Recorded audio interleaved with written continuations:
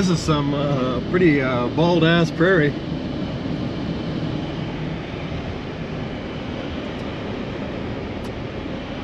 I'm heading down toward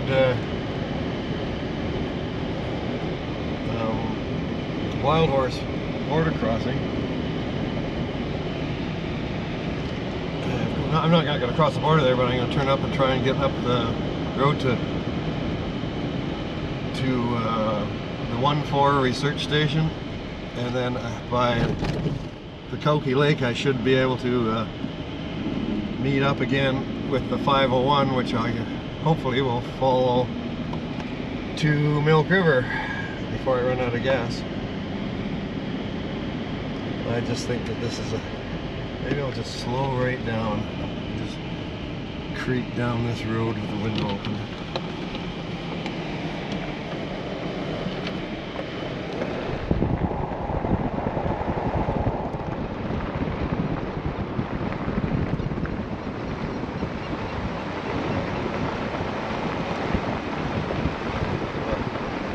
A little bit of a slough.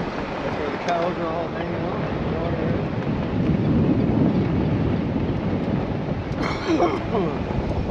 Prickly pear, you can see the yellow flowers there.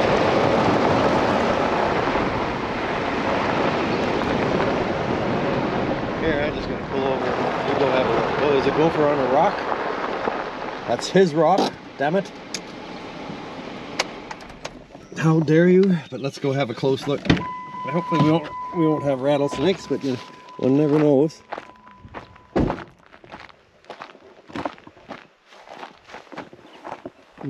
Your shorebirds. I don't know if they're killdeers or curlews or whatever. But here, look at this. Prickly pear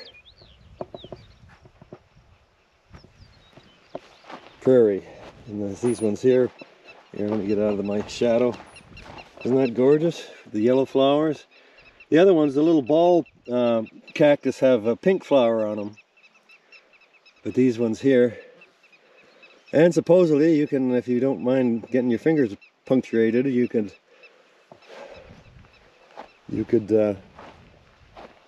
pick the things and peel the hide and eat them like fruit. That's one of the reasons why they got the name pear, I guess. There's a little pinky flower here, but I'm not sure. That could be, oh no, that's just they're going to open up. A little pink. And that's sagebrush that they're all in, and there's holes there, so if it's probably gophers like the one who claimed that rock. But maybe in the back in the 1870s there would have been more prairie dogs than gophers. It's hard to say. I think the Boundary Commission were quite fascinated by the little ground squirrels.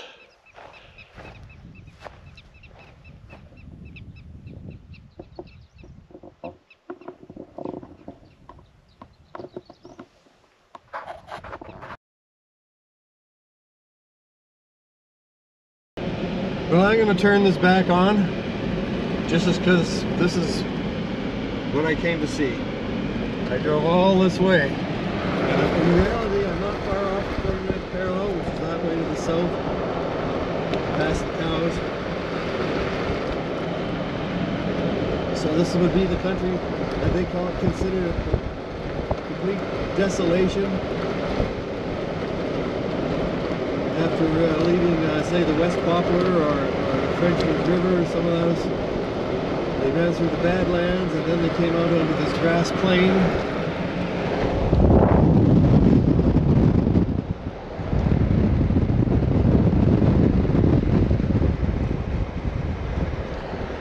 And they thought it was, I think they mentioned the cactus. I think they might even mention rattlesnakes or whatever, but anyway.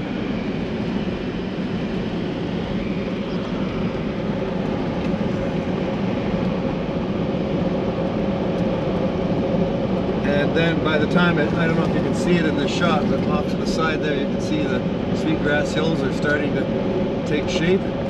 So they eventually made a big base on the west. Oops, I hooked my camera here.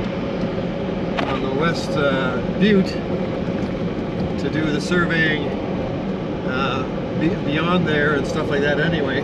There was grass and there was water there, spring water, but in between, all they said was, you know, stinking alkali, if there was any, because they were, I think it was August, going into September maybe, when they were out in this area.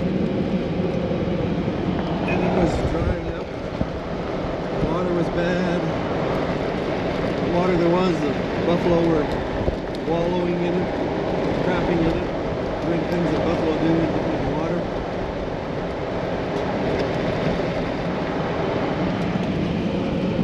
So water was really scarce, and of course, like I was saying, you had to be able to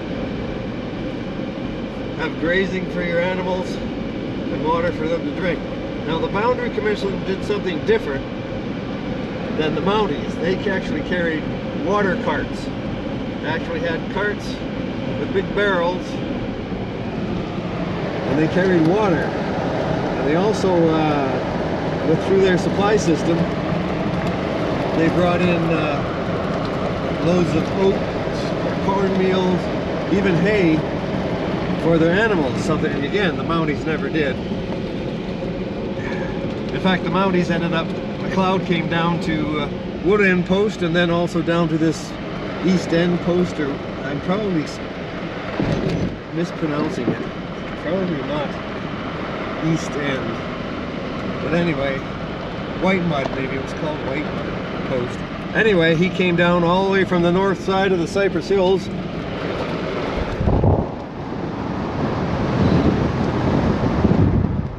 way back there,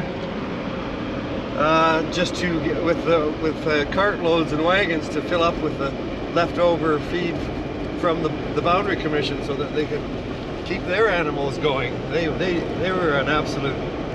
They should have never made it. They might have made a bigger story if they'd all died on the prairie someplace. But anyway, that's neither here nor there.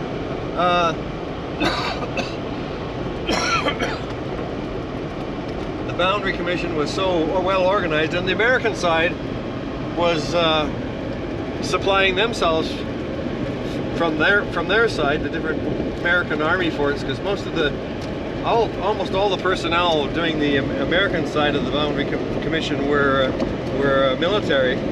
But anyway, they did send the British did send the guy down to Fort Benton. Actually, he went as far as Helena and found a contractor to contract for hay. I think it was hay. Hay or feed of some kind anyway. And he actually fulfilled his promise. He actually came up to one of their stations here along the 49th parallel with his big bull trains, and everybody was just amazed because they had never seen anything like that. The big American bull trains, you know, with a 10 or 12 span of oxen pulling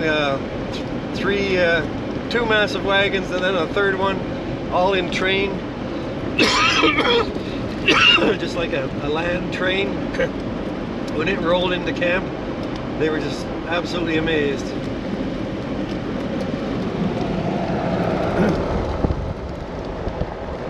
So they had to bring in feed along this stretch. They were very glad to make a camp. And the other thing about it too is that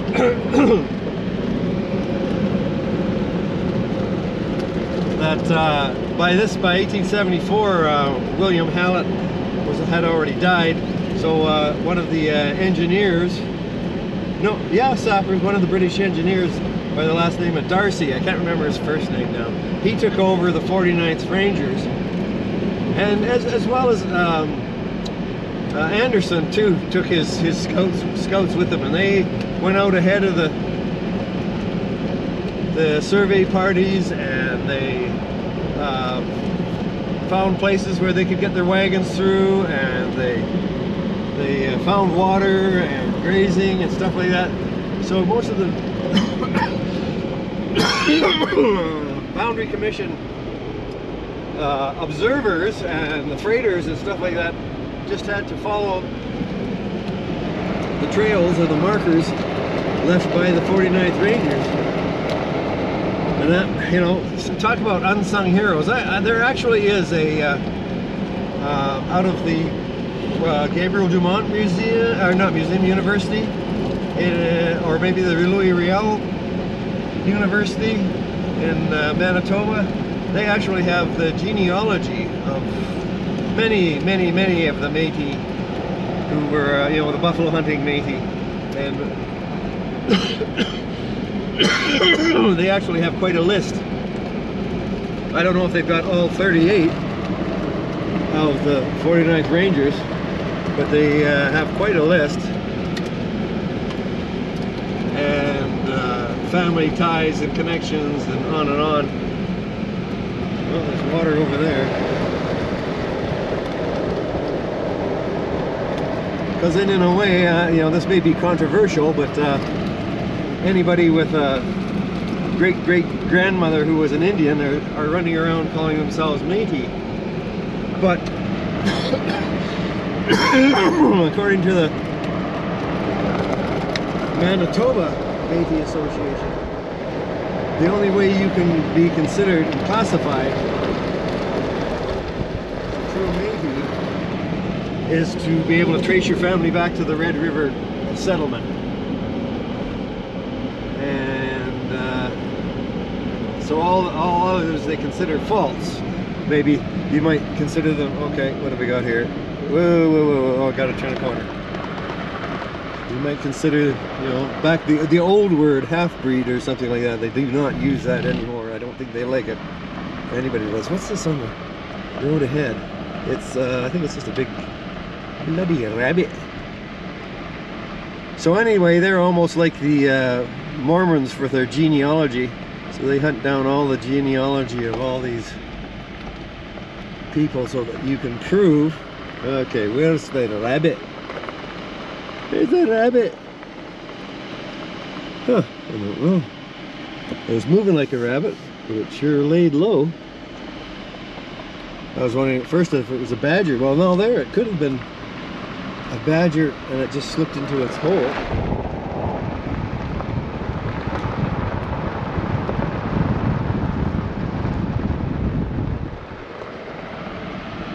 Anyway, so they do actually have a pretty good genealogy of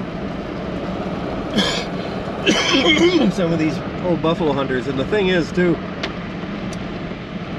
many of them ended up in Montana, where the Americans didn't like them for the longest time. They called them Canadians, but there is a large Métis community all the way to the Rocky Mountains, you know, Sun River and places like that. They were at the other end of this road. Now I have to decide what I'm going to do. I'll talk to you later. Yeah, I think we're coming up on the border crossing here. I hope there's a way I can swing away without getting into trouble. Somewhere just to my right, somewhere between, just over there somewhere, has got to be Highway 41.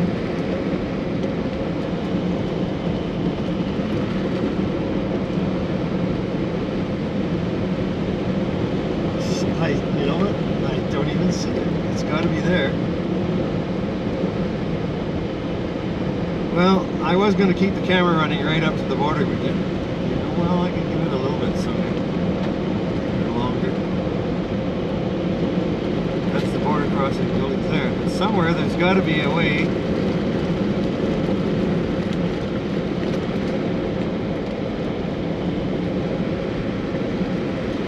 that gets me back to the highway 41. I don't know. I may be screwed. That sign doesn't lead me in the right direction.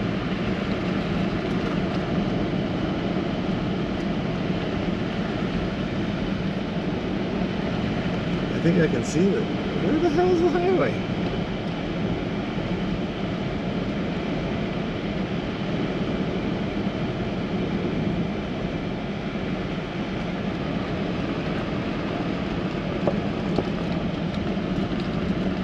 Hopefully it meets the highway just before the border crossing.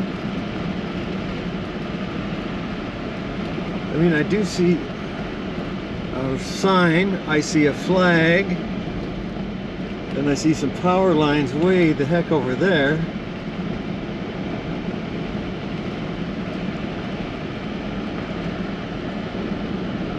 Well, here's the 49th parallel, folks.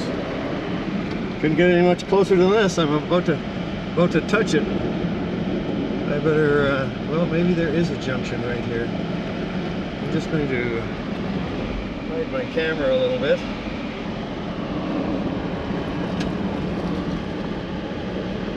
I'll just put it on me, maybe. Oh yeah, just right at the thing. Because over there is the sign, welcome to Canada, or welcome to Alberta. This is the border buildings here. There's the Milk River Lakes. Here's a stop sign. And I'll go back. I'll go back into Alberta. Well, I'll stay in Alberta. But I'll go back. I'll appear to be going back into Alberta. And I'll just tuck this down again.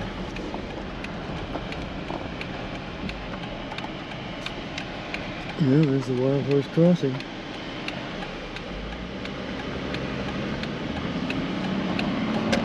And a roadside turnout.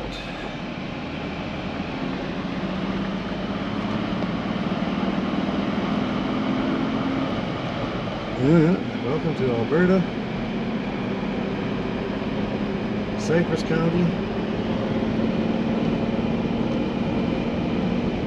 Now I gotta get my map out so I know when to turn off. Well, I'll go around the bend and it'll be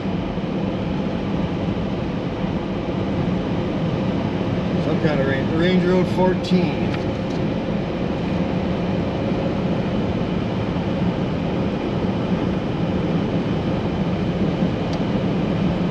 Now we're heading north.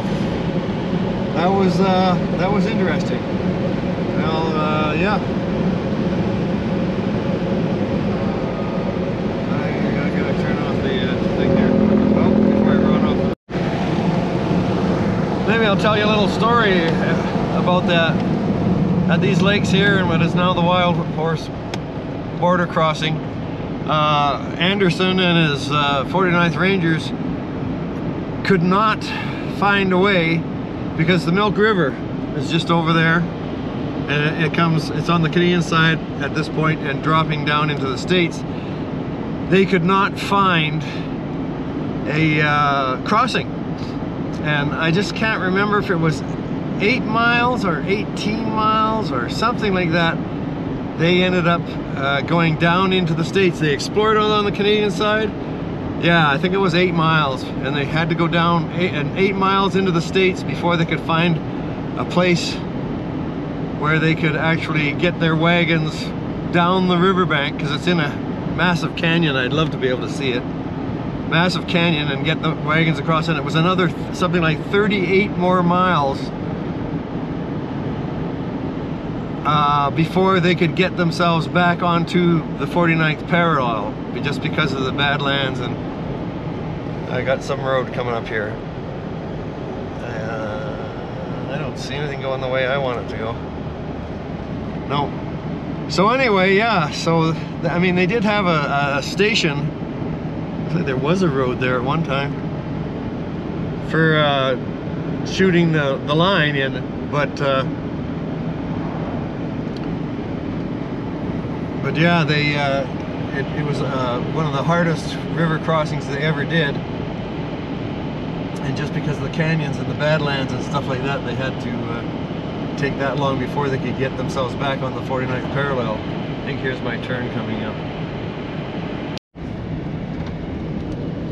So in the haze it's really hard to tell, but that you can see we're looking at the East Butte, and then behind along its shoulder you can see a point. That's the Center Butte or Gold Butte, and then off to the left just a little bit in the haze, that's West Butte. West Butte just basically has one big mound, and then a bunch of shoulder. Well, this East Butte looks like it has a bunch of peaks, 3 peaks, and then there's this little blip of a peak down on its right shoulder, and that's the third. That's Gold Butte. in between.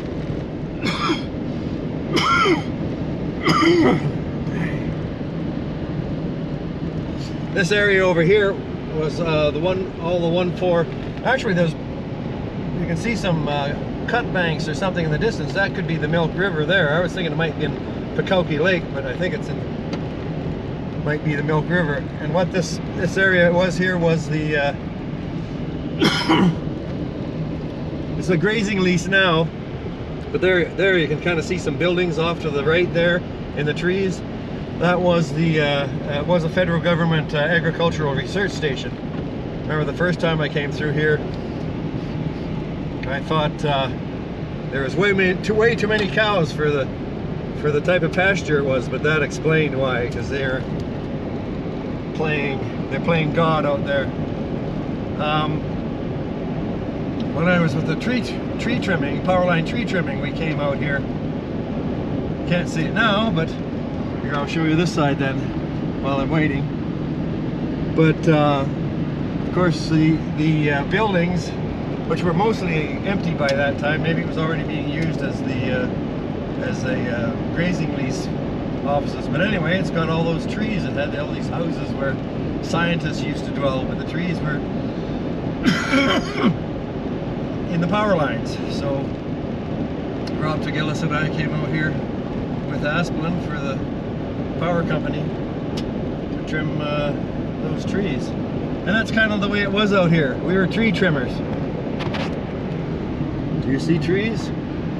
So if you saw trees, oh, they disappeared again, but if you did see trees and you were looking for trees to trim, that was probably them.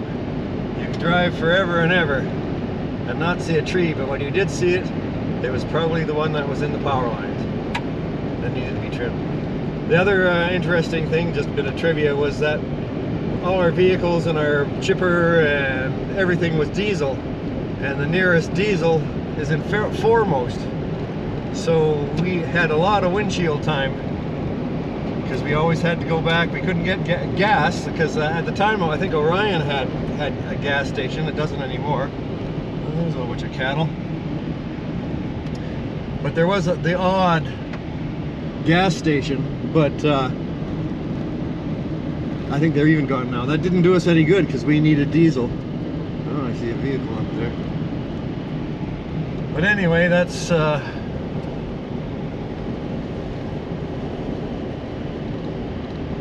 another reason why maybe there was so many cattle, because they actually have water. But anyway, that was the research station. I remember that very well. That was a fish cop parked on the side of the road there. But yeah, back to the this was the research center for the and it was called 1-4 because that's the land description. I just can't remember now. It must be Township Road 1, Range 4, or something like that, or other way around. But anyway, there was quite a community of scientists and agronomists and all the people trying to figure out how you could turn this bald-headed prairie into something that you can make a living on. It seems to be anyway that it's the grass that it always grew is the main thing. I mean, we just came across Manitoba and Saskatchewan, and they're as croplands as far as the eye can see.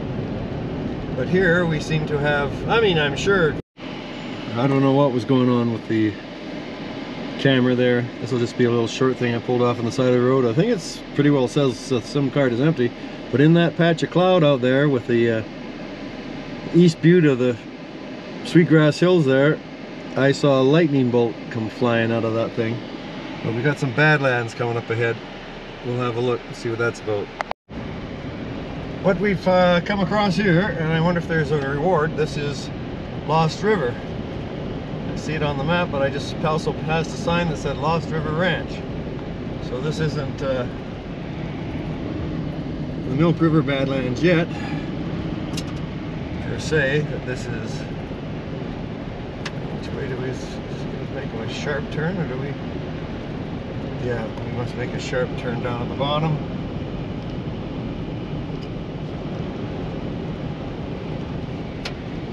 I think, except for the bridge that you can see ahead there. Oh, wait a minute. Let's go real slow.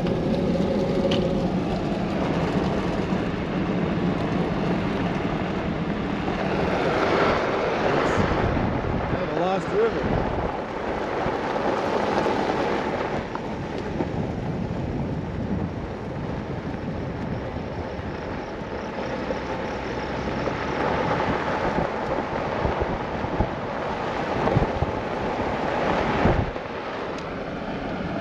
Yeah, I don't know if it wants to be found. There was probably, this is probably one of those cases where it's a huge U-shaped valley where at the time of the glacier melt, large bodies of water were running south. And then once the glaciers got out of the way and the majority of the water started running north and east into the Hudson's Bay system, these valleys just were kind of left with a little twinkling brook at the bottom. Ooh, that's neat. Hoodoos there.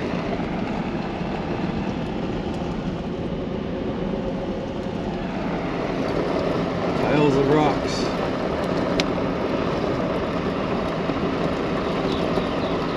We're probably working on the south edge of the Milk River Ridge as well, and that of course everything on the south side flows into the Milk River, which flows into the Missouri, which flows into the Mississippi, which flows into the Gulf of Mexico. Well, everything on the other side of the Milk River Ridge flows eventually into the Saskatchewan, South Saskatchewan, Lake Winnipeg, and etc. to the Hudson's Bay.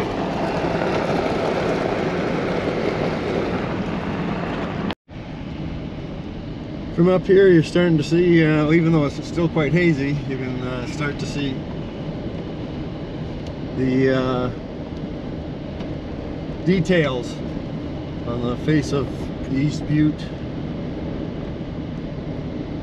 Trees and stuff like that. It's still too far, but you can definitely see the Gold Butte off to the left, not to the left, to the west, just as I did down the side of the hill. So you can't see the goal. There it is. And we're starting to get back into some farmland again. But I knew it wasn't all rangeland here. There is rangeland everywhere, the Pinhorn rangeland and this and that and the other range. Grazing lease, and we're in the county of 40 Mile now. And then through this window you can see the West Butte as well. Here, I'll do the thing. I'll do the thing.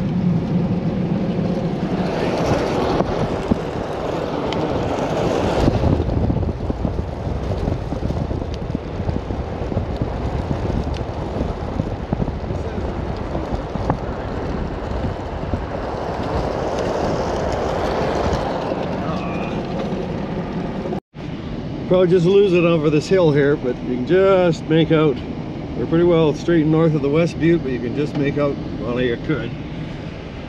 Oh, Texas Gate, just a sec. You could just make out the cut banks of the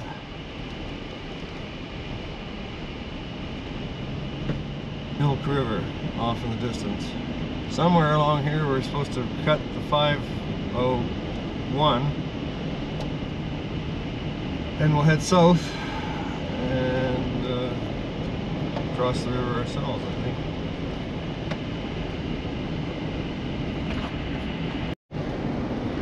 You can imagine,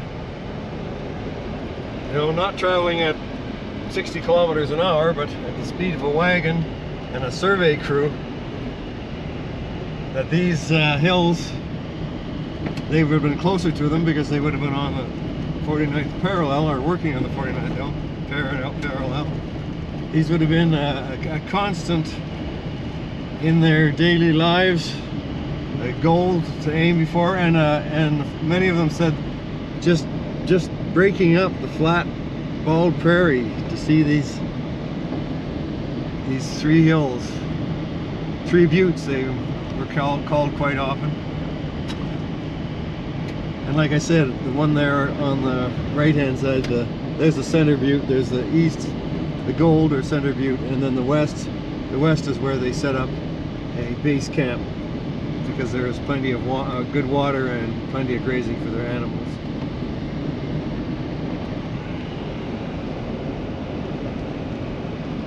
And that's directly south of Writing on Stone.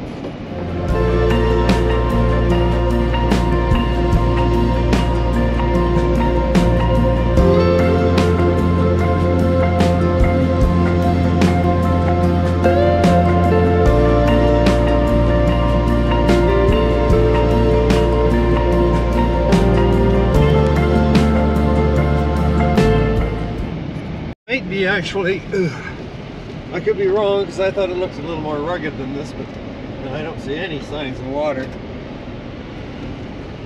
This might be the tail of Pekoke Lake. I don't know. I'll have to. It's so hard to. These roads are just beginning to pound me to crap.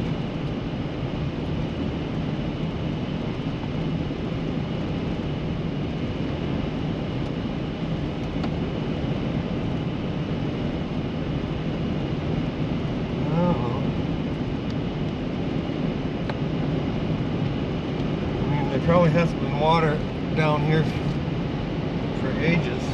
I just don't see any other valley but the Pekoke Lake, which is a Nithatapi or Blackfoot name meaning bad water, or stinking water, or bad water, I think, more like it.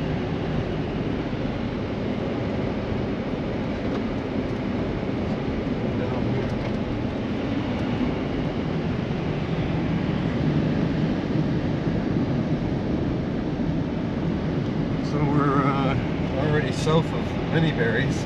We're traveling the highway. Getsicombe or Milk River? Decisions.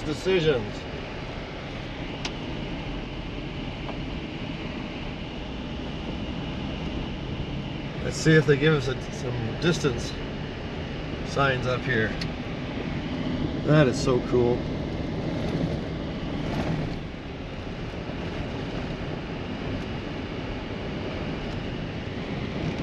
So, well, maybe we missed Pendorio. Let's see. It says, oh, 77 kilometers to Milk River. Well, I'm sure my device says I got 216 kilometers, so I should be good to Milk River. I feel better.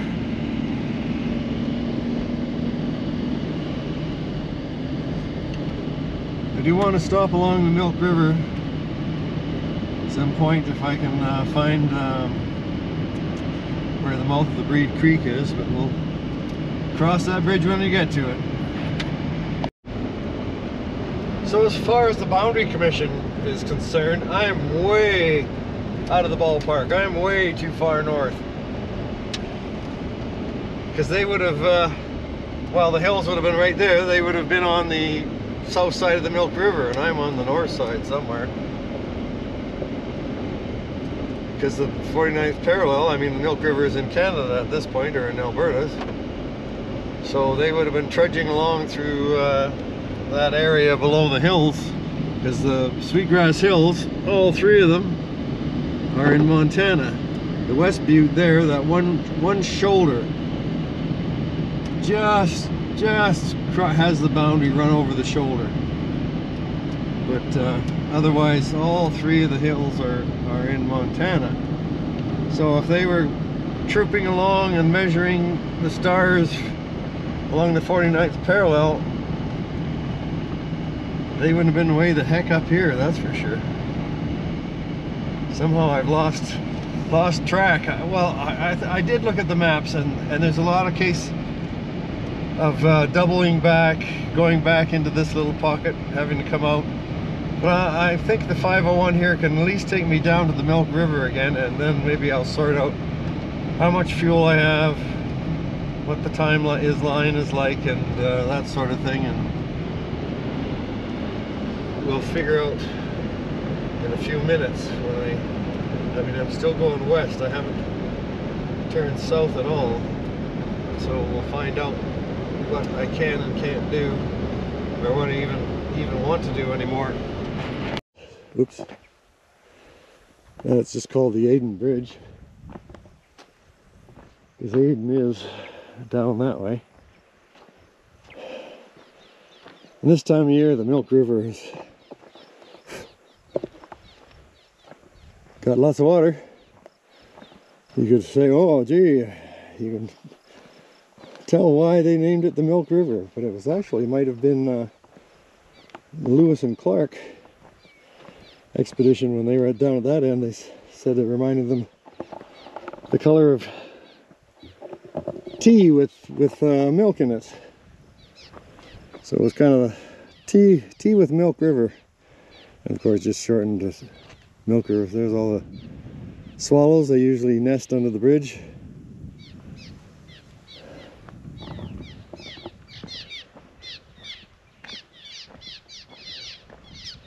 There seems to be a few mosquitoes. It'd be nice if they could pick those off. I wouldn't complain. But I've walked up here without my map. And like I say, maybe it's a good thing. Otherwise you might have people looking for Nightwalker Woman's ghost village. The village of, what was her father's name? Many Horses. Again, another fictional name, mostly. And as you can see, I can't actually see. Oh, I have to look at the map. Maybe that's it right there. Right there could be the mouth of Breed Creek. It might be further down there towards the shadow. But in any case, that clump of trees is a modern farmhouse. This flat here has no hoodoos, no tight canyons. Oh yeah, there's no sharp coulees leading up onto the prairie above the at the foot of the West Butte there. Yeah, my description is probably more like writing on stone, only I have where the writings are as a different place. It's supposed to be different from where the ghost village is. But anyway, so West Butte there is where the Boundary Commission set up a pretty big base camp. All the Americans and the British and Canadians were all camped there on that west shoulder. That's where they got their first look of the Rocky Mountains. Like I said, it was late in the year. It might have already been September, and they said from exactly where the 49th parallel crossed that shoulder, you could see the mountains, and you could see the snow on the mountains.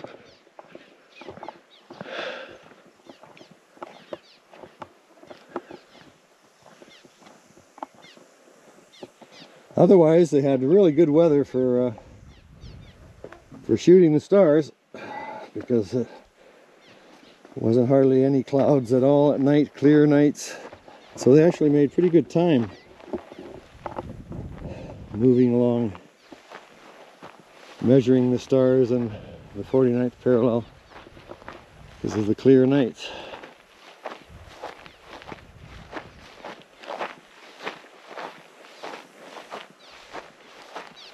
Kicked some of the mud off the Jeep.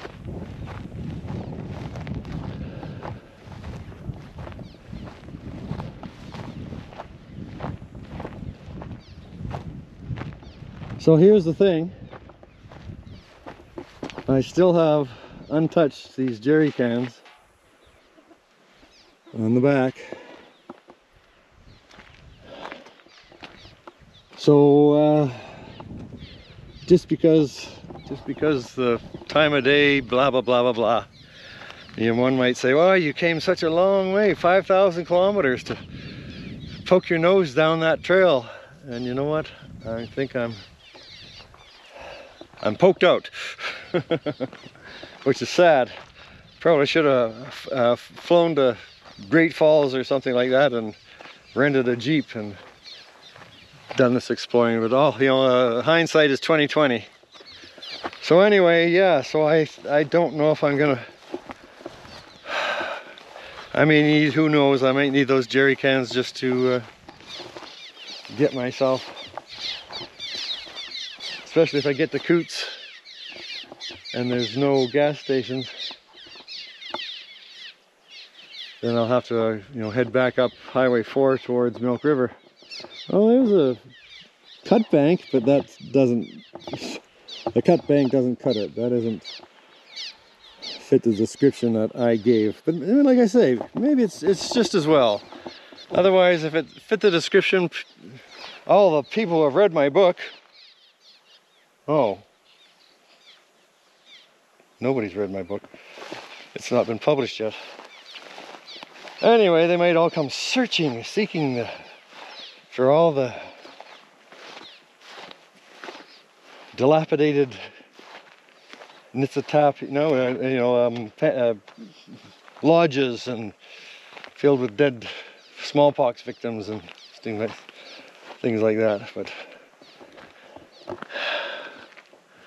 But one has to, I guess, sort of like, if I don't do Fort Benton, that's okay too in a way, because Fort Benton is in my story is basically a fictional Fort Benton. Those places, you know, the hotels that or the saloons that I used in my story, I made them up. You know, some of the events and people, yeah, but otherwise. Well, then, of course, that's the dilemma, eh? Why did I bother coming all the way out here to have a look at these places if in the end it doesn't matter if I see them or not? I shall have to do some thinking.